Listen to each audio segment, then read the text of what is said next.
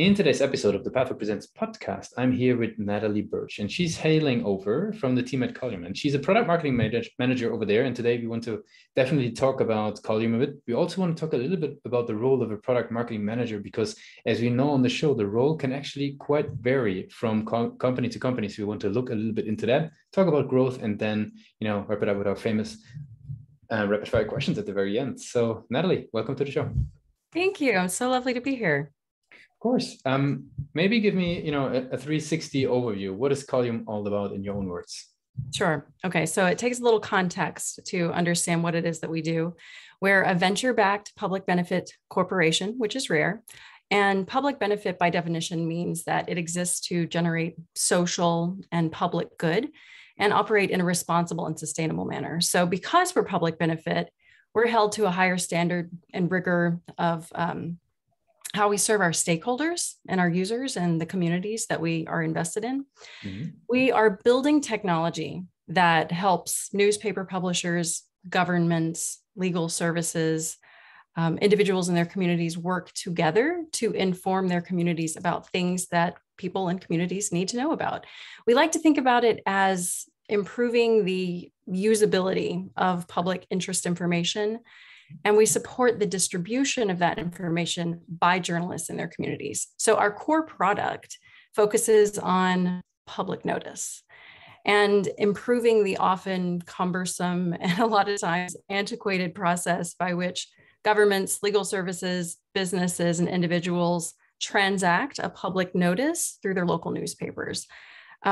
Just for everyone to have some context, public notice is a disclosure of information about any number of topics like governmental proceedings or unclaimed property or a business applying for a liquor license or estate transactions that must legally be printed, kind of like it looks like a classified ad in a newspaper, so that people in communities have the opportunity to raise their voices about what's happening in their communities. So all of this is legal requirements.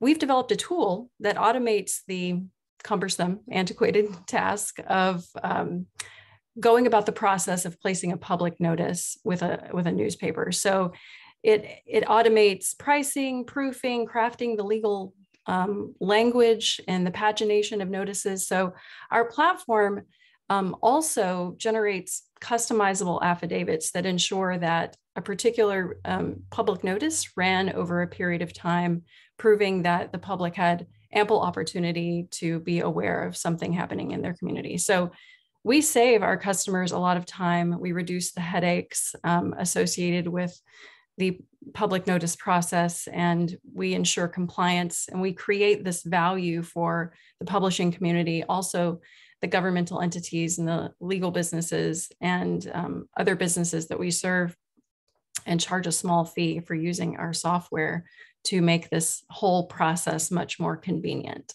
So that's what we do overall. Very cool. Very easy to understand. What I'm wondering, though, is you mentioned there's a lot of different parties at play, the government agencies, the journalists, like who is actually, starting to bring in the technology and has then to bring in the others on board, or how does the process work of bringing the technology into a municipality, for example? So we rely on our publishing partners, our newspapers that end up doing businesses with us, to introduce this new platform that they're using to transact the public notice process. So they already have established relationships with municipalities and law firms and other businesses that are used to having to contact that newspaper to place their notices. And now what they're doing is saying, we're using a sophisticated technology to automate a lot of this process. So it's easier for you, rather than contacting the individual who works the newspaper, to go through this cumbersome process of gathering information and writing it in a legal jargon and proofing it. And it's very back and forth. So that's how we're introduced to the ecosystem on the user side, is through our relationships with newspapers. Yeah, that makes a whole lot of sense. And who would you say within the newspapers is, a champion for Collium? Is that, like a sort of a head of operations, or because obviously it touches a lot of elements within their operations? Who is typically the person bringing it on board? Typically, it is the head of the newspaper, the publisher themselves, that who understands how the person who's responsible at the newspaper for facilitating the public notice process, they understand how cumbersome that process is. They understand how that person's time is often devoted to menial manual labor tasks. And so that person ends up serving as the champion to adopt our technology to free up the time of that individual who works in the public notice function for the newspaper so that they can then be allocated to other important tasks that the newspaper needs them to work on. Mm-hmm. And what would you say, how do these folks hear about Collium? Like what sort of, the typical journey that somebody goes through in order to get aware of and getting started with Collium? Or in other words, what are the sort of the client acquisition channels you guys leverage? Yeah. So we've established a partner program with state press associations who are often up against state legislators trying to dismantle the legal requirements of governments and law firms and businesses and individuals having to place these notices through local newspapers.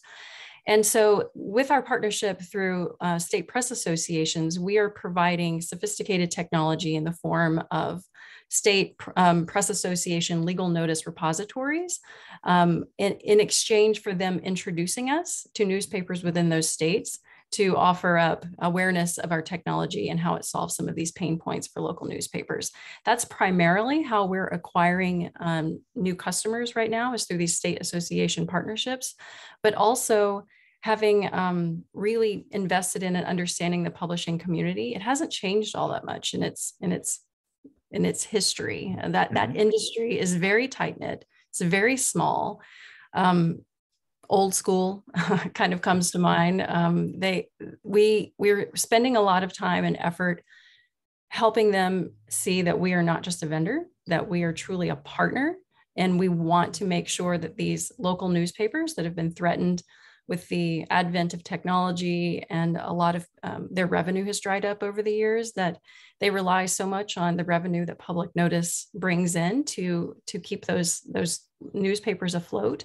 We want to make sure that they understand that we are their partner. We want them to continue doing this. We firmly believe that it's really important to have those distribution mechanisms in place so that local communities have awareness of what's happening within their community and have an opportunity to raise their voice. So we are also investing heavily in events to make sure that we are there talking about public notice, talking about what we believe, talking about how we're a partner. These are the things we're doing with state press associations to help them wage their battles against legislators seeking to dismantle public notice requirements.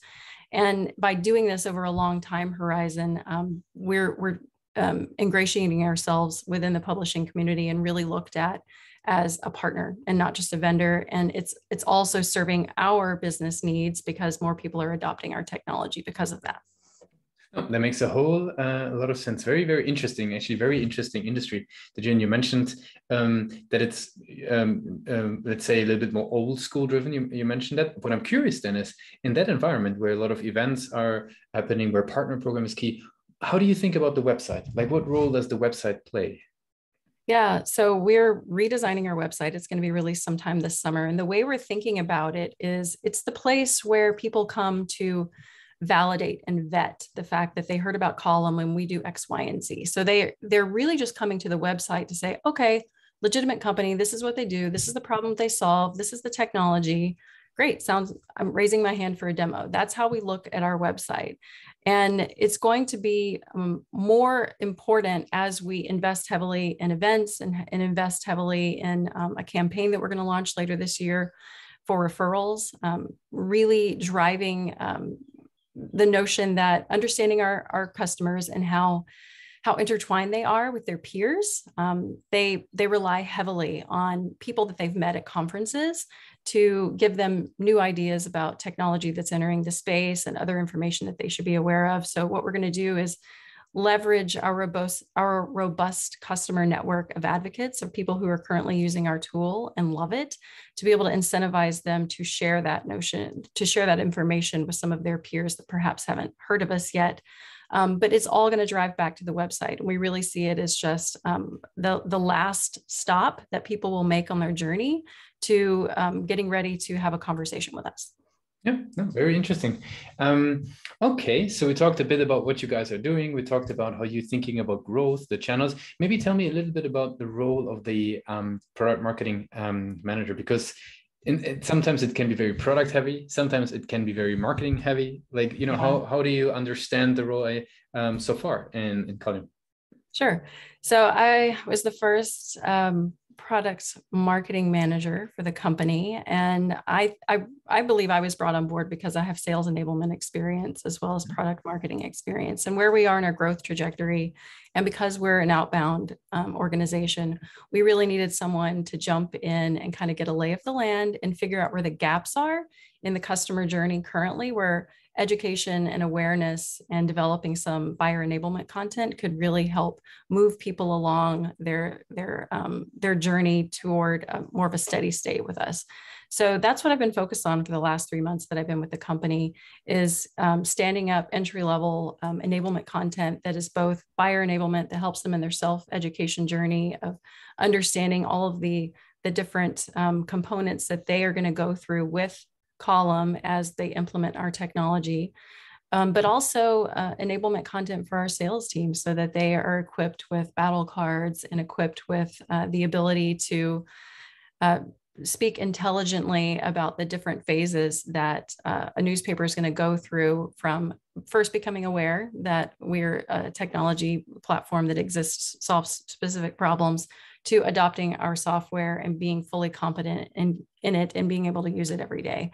So that's what I've been focused on for 3 months. As I look ahead to the rest of the year, my role is going to evolve and change. I'm getting really embedded with product team and understanding their workflow, understanding what new features are on the horizon so that I can think more strategically about how do we educate our market about these new feature aspects that we're going to be rolling out. So it's a work in progress. This in this company at this stage, it's leaning more heavily on enablement, but it's going to grow and evolve as we hire more people and build out more of a robust marketing operation.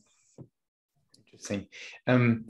I am curious though, because obviously you joined a new industry, and actually what is happening quite a lot on the Pathmo podcast is we have a lot of marketers on the show that maybe joined within the last 6 months, the last 8 months, the last 3 months.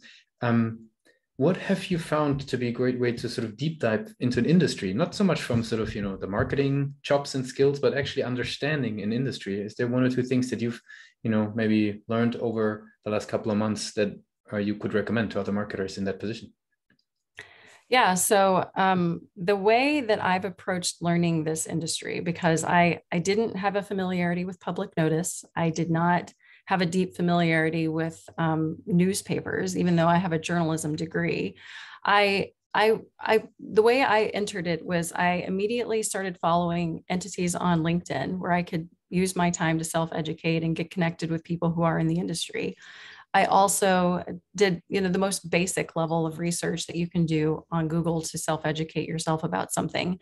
But also, I've been spending a lot of time listening to customer calls, and I carve out time every day to hear calls not only on the front side and demos, but also in middle of their journey when they're working with account managers and more in the weeds and about almost ready to stand up and use the software every day, to really understand kind of the pain points of what they're experiencing inside of newspapers and what their world is like and how they spend their time in their day, and what are the biggest challenges that they're having to deal with and what they want to be allocating their time to. So that has been the most eye-opening for me. I feel like a lot of marketers over index for learning technology to be able to do their jobs more effectively and don't spend enough time really listening to customers. I've also, in the past 3 months, initiated a customer research effort that I'm doing with publishers to better understand their world so that we can contextualize our go-to-market strategy around what we're hearing from publishers. So that's an ongoing effort, and I should have those results within the next month. But then also establishing feedback loops. I'm conducting closed lost interviews. I'm also going to be starting to conduct steady state interviews with customers after they've reached a certain time horizon and have spent time in the tool. We need to be as close to the customer as possible. So that's my big soapbox that I stand on for any marketer is spend more time with customers. You're going to learn more about the industry from hearing about their experiences than anything. I think that gives a lot of listeners actually a lot of things to do now. You went ahead with a great example. Very good. I have some rapid fire questions to wrap it up as we sort of getting towards the end of the interview. Are you ready for those? Sure. What's the last book you read? The last book. I'm sitting next to my bookcase. And the book that's on top is Figuring by Maria Popova. That's the last book I read. What's one single thing your company is focused on the most at the moment? So I mentioned earlier that we are outbound. So we really need to get more people on the top of our funnel right now. And this is why we're heavily investing in events. We've got a lot of events coming up in this calendar year. So it's really the time for us to be showing up, talking about the things that our industry cares about and helping illuminate some of the real risks that newspapers face by not modernizing and doing it in a gentle way. So this is where we're focused, is building out our event strategy, building out our content platform of what we're going to be talking about, so that we are moving in the direction of really being seen as reliable partners, knowledgeable experts in the space, a company that is not just providing a technological solution that helps modernize their workflow, but we are looked at as a thought leader in the space. So that's primarily where we're focused. If there would be no boundaries in tech, so everything is possible, what's the one thing you would fix for your role today? Oh my goodness, no boundaries in tech and anything was possible. I think, I don't know if this correctly answers your question, but I would have mini me's. I would have more people that have my energy and my inquisitiveness, that all of the things that I do in a day, I would be able to have more versions of myself to do all of those things to the high standard I hold myself to. Mm-hmm. And for the very last question, I would like to do a little bit of time travel, if you allow. If we go back to the days of the University of North Texas, right? So you're heading out of formal education into the world of business, sales, marketing. What's the one advice you would give yourself for your journey? I would say that you should always listen to your intuition. And the world is going to tell you to rely on your intellect. But if you know yourself and you know how to differentiate between what the brain is telling you and what your higher self is telling you, always go with your gut. Always go with that little voice inside of you that is pulling you in a certain way that might be at conflict with reason. That is what I would tell myself, because I came by that later in life, and I would have avoided a lot of hardships and struggles if I had just gone with my intuition earlier in my life. Really appreciate you sharing this, and I think it's a great word for the end of the interview. I really appreciate you joining us today for the Pathmark Presents interview. Thank you. It's been great.